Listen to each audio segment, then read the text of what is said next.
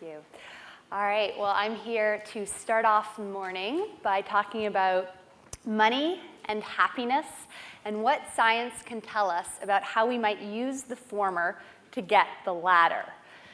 In particular, I want to suggest that money can both aid and impede the pursuit of happiness.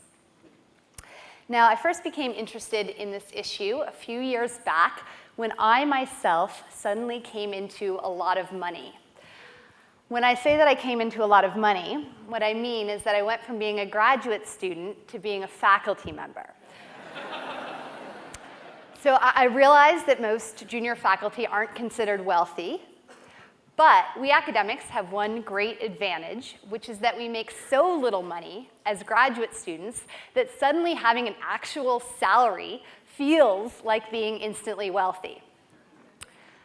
So this brings us to our first lesson about money and happiness.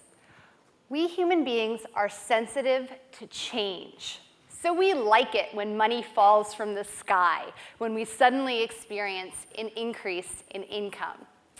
But, like Dan Ariely's frog, we adapt with remarkable speed to our newfound wealth.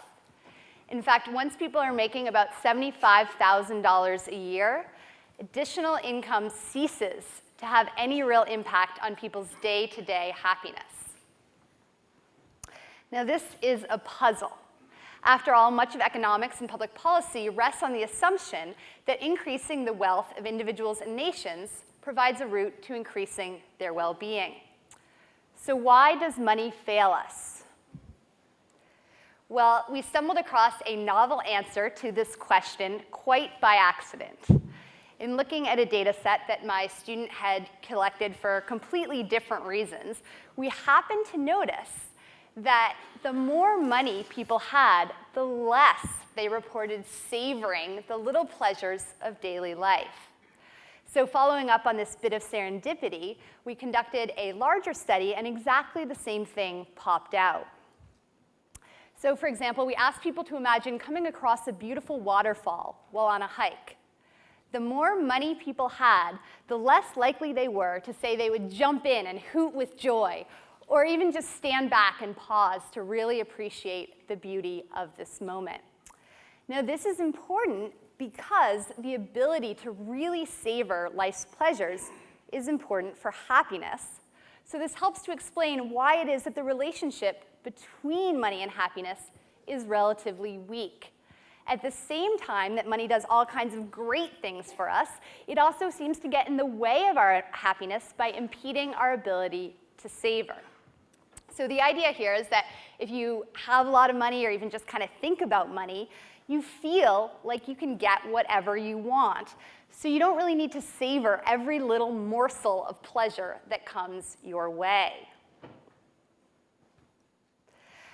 So, can we really blame money? Is this money's fault? Does wealth actually cause us to savor less? Well, to find out, we would love to make some people instantly wealthy, maybe here in the audience today, see what happens. Unfortunately, we can't do that. But psychologists have developed ways to make people temporarily feel and behave as though they themselves are wealthy. In fact, all it takes is showing people a photograph of a big stack of money. Now, the reason why this works is that we all have powerful networks of mental associations with the concepts of money and wealth. So it's pretty easy for us psychologists to tap into these networks, switch them on, and see what happens. So we wondered then whether just showing people a photograph of a big stack of money might actually make them savor less. So to find out, we conducted an experiment very much like one that many of you have already participated in this morning. So on your way into the theater, many of you were probably offered a little piece of chocolate from my lab. Now, some of you may have noticed that for whatever reason, there was a photograph of a big stack of money on your chocolate. For others, this same photograph was blurred beyond recognition. Now, I want to suggest to you that those of you who saw the photograph of the big stack of money on your chocolate may have enjoyed your chocolate less. Now, I realize this sounds a little improbable, but that's exactly what we found in a recent study. So we went up to people on our campus at the University of British Columbia, and we just asked them to eat a little piece of chocolate. Right before they ate the chocolate, we showed them a photograph of a big stack of our colorful Canadian money, or a neutral photo. Now, meanwhile, we had stationed observers nearby who could surreptitiously watch our participants eat their chocolate. What we found was that people who had been exposed to the photograph of the money spent less time eating their chocolate and exhibited significantly less enjoyment of it, as rated by our observers. So this suggests then that money can actually get in the way of happiness by undermining our capacity to savor. But if you go back to work on Monday and your boss is really happy that you went to Pop Tech and wants to offer you a big raise, I don't want to suggest that you should turn it down. So the relationship between money and happiness is positive. It's just that this relationship is a lot weaker than most people assume, and our research helps to illuminate why by speaking to this white arrow. So in the second half of today's talk, I want to turn to the black arrow and think about how we can squeeze the most happiness from our money. Now, this turns out to be a challenge. As Robert Frank put it in an article entitled "How Not to Buy Happiness," people do not spend their extra money in ways that yield significant and lasting increases in measured satisfaction. In other words, people don't spend their money right. So, armed with my newfound wealth and a team of graduate students, I wanted to figure out how people could use their money better. In particular, I wondered whether people might actually get more happiness from spending their money on others rather than on themselves. Now, to test this, I had to make a little money fall from the sky. So we went out on campus and just handed people either a $5 or a $20 bill randomly in the morning, and we asked them to spend this money by 5 p.m. that day. Now, we told some people, hey, we want you to spend this money on yourself. We told others, we want you to spend this money on someone else. So what did people do when they found themselves with this bit of extra cash?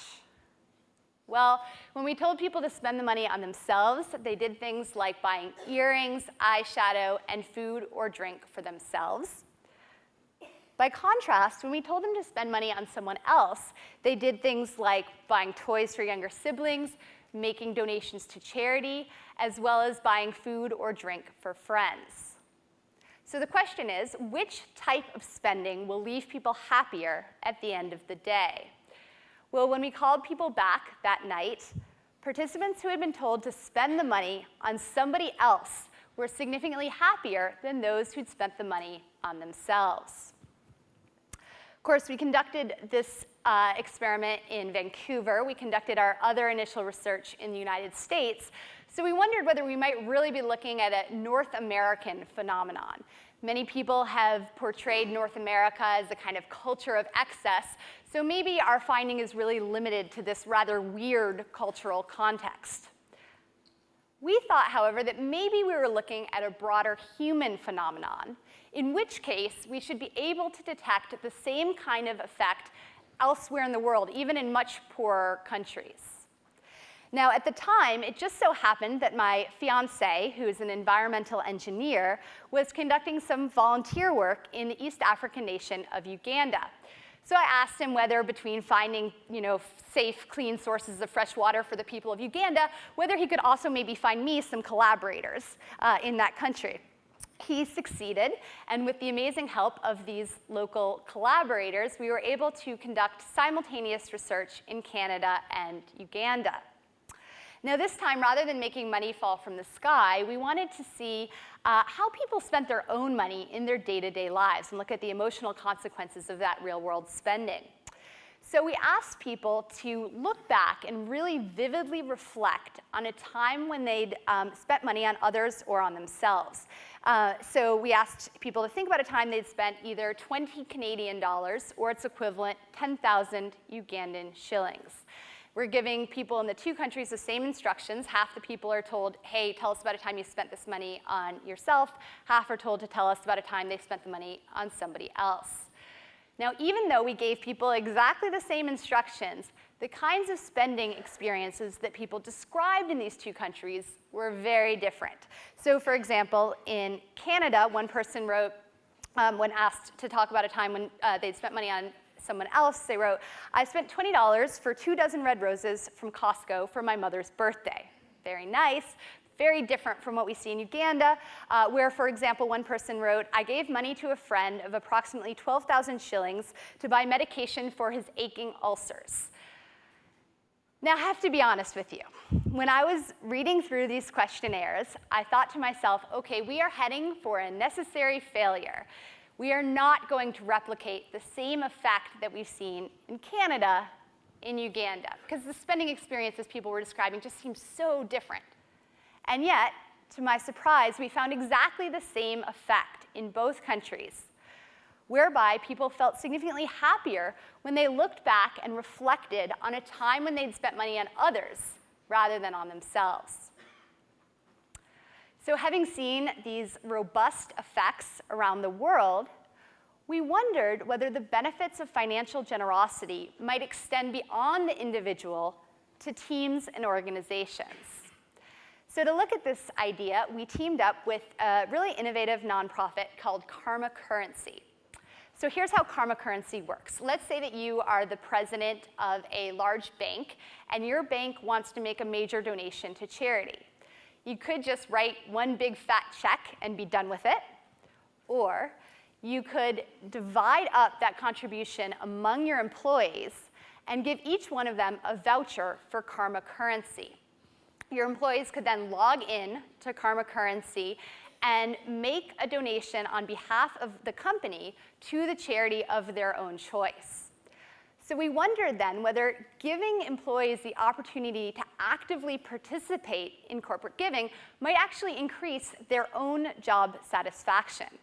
So to find out, we randomly assigned some employees at a large Australian bank to receive a $100 voucher for Karma Currency. Some people got it, some people didn't, so we can look at the impact. What we found was that giving employees the opportunity to give significantly increased their job satisfaction. And I think this is pretty interesting in light of some recent headlines about the very low levels of job satisfaction currently in America. So this suggests that actually enabling people to be generous can provide a sort of a surprising route to increasing their own satisfaction. Now, pushing this idea even further, we wanted to see whether financial generosity might not only improve employees' job satisfaction, but also increase performance within teams. So to look at this idea, we examined two very different kinds of teams: pharmaceutical sales teams in Belgium and dodgeball teams in Canada. So what we did is we went into each team and we gave a few people on each team a little bit of money to spend. On some teams, we told everyone, OK, just spend this money on yourselves. On other teams, we said, all right, we want you to spend this money on your teammates. Well, as it turned out, when people had the opportunity to spend money on their teammates, pharmaceutical sales teams sold more drugs and dodgeball teams won more games. So this suggests that spending money on others may be a good way to go, whether you want to change the world, increase your own happiness, or just win a game of dodgeball. Now, if you go outside today and find that the lovely Camden sunshine has been replaced by a downpour of cash, I would encourage you to go ahead and grab some of it, but think about spending some of it on others. And of course, don't forget to take a little extra time to enjoy your chocolate. Thank you.